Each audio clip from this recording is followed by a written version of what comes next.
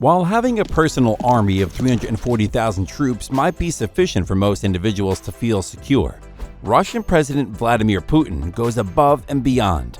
As the leader of the largest country in the world, he allocates over $2.7 billion solely for his own personal protection.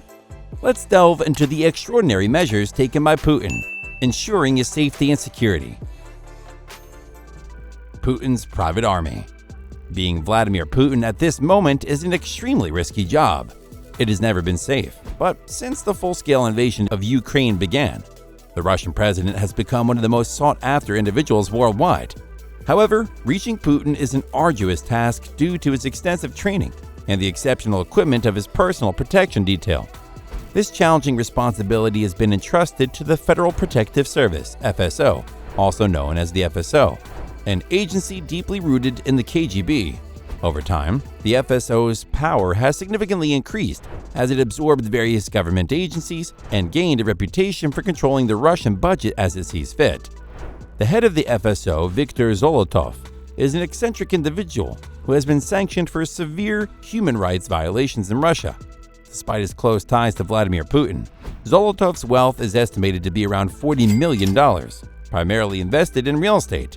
The FSO's budget and expenditures are not openly disclosed, but some sources suggest it has a yearly budget worth several billion rubles and employs approximately 50,000 personnel.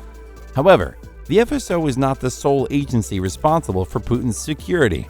In fact, Putin can rely on over 340,000 soldiers to carry out his protective duties. These forces are not deployed in Ukraine, but rather safeguarded the president within Russia. The National Guard, established by Putin in 2016, comprises more than 340,000 troops who directly answer to the president. Many view it as Putin's response to the expanding power of the FSO.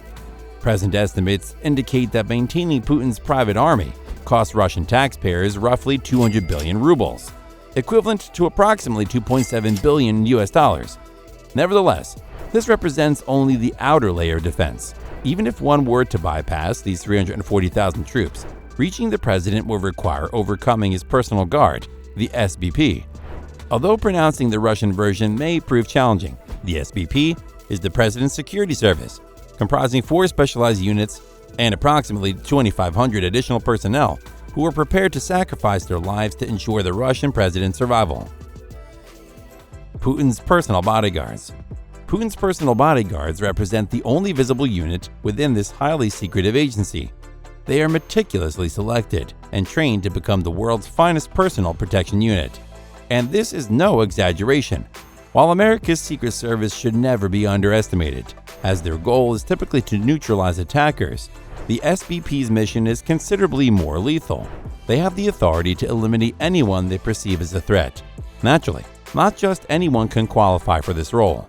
Rumors suggest that the job intentionally excludes former police officers who were trained to apprehend rather than kill.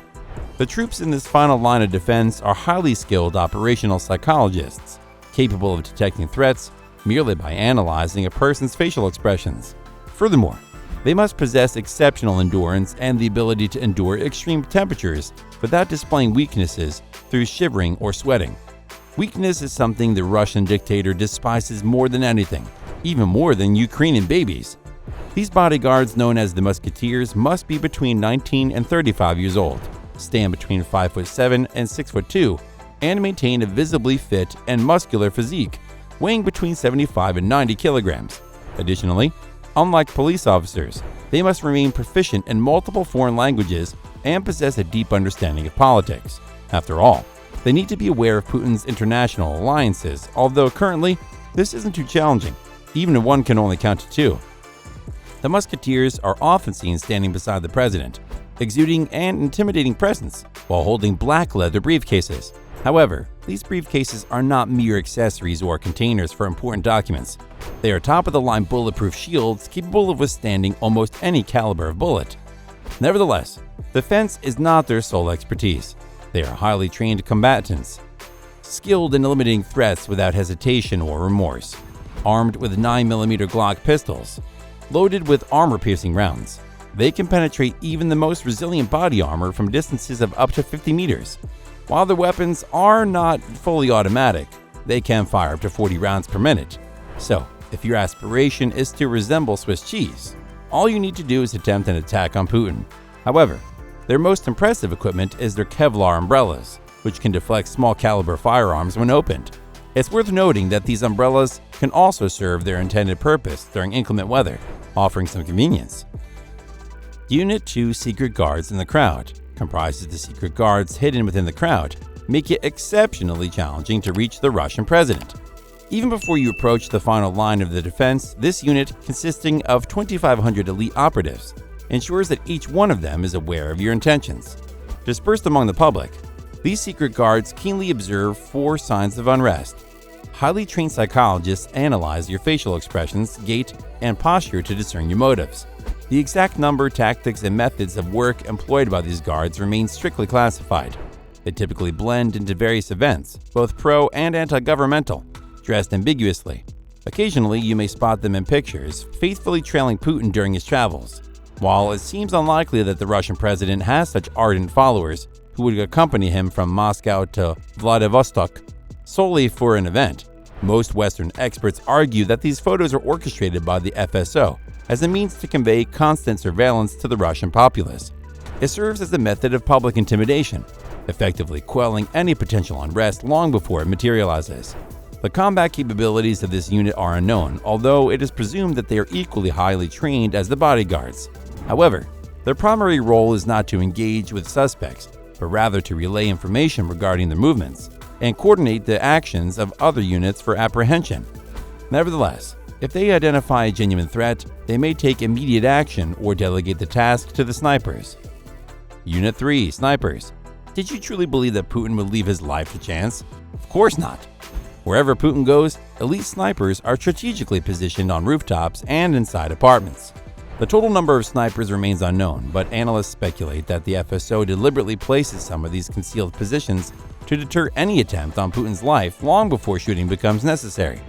These snipers are not individuals one should provoke.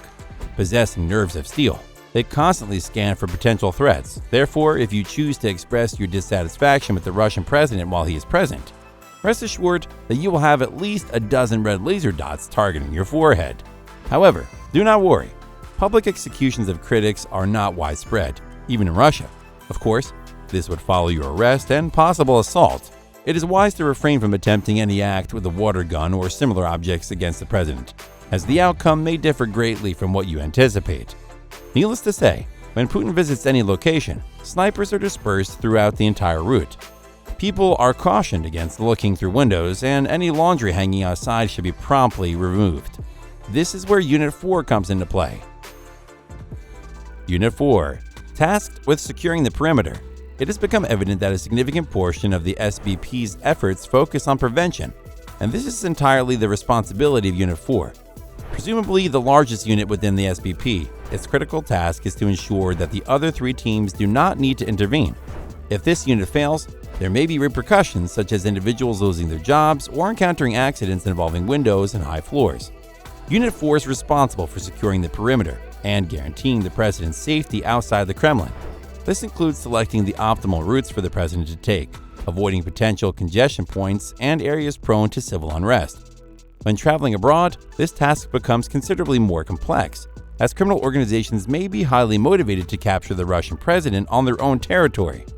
Therefore, this unit is dispatched at least 2 weeks in advance to assess routes, create escape plans, identify potential threats, and collaborate with local law enforcement to prevent any acts targeting the Russian president. Naturally, the host country is equally invested in protecting their esteemed guest, and the advanced unit works in harmony with them. Furthermore, this specialized unit assumes the responsibility of selecting and securing the hotel where the president and his entourage will stay. Typically, they opt for a highly luxurious 5-star or higher-rated hotel and reserve it for a duration of at least 2 weeks. Depending on the size and security features of the building, they may reserve the entire hotel, an entire wing, or multiple floors. Once the reservation is confirmed, they move in and thoroughly sweep the entire area inside and around the hotel. Their objective is to detect any potential threats, such as explosives or surveillance devices. Upon completing the sweep, they seal off the building until the president arrives.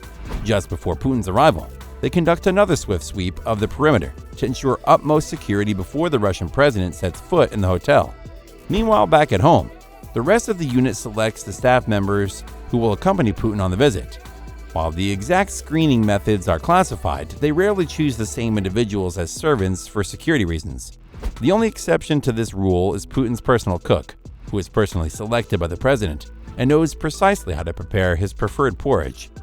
As one can imagine, a paranoid individual like Putin could never trust foreign assistants. Therefore, wherever he travels, his servants, cooks, and butlers follow. They assume the roles of the hotel staff during Putin's stay. However, the most crucial piece of this puzzle is the food tasters. As this video comes to an end, be sure to subscribe for more captivating content. And don't forget to like, share, and comment on this video if you found it enjoyable. Thank you for watching.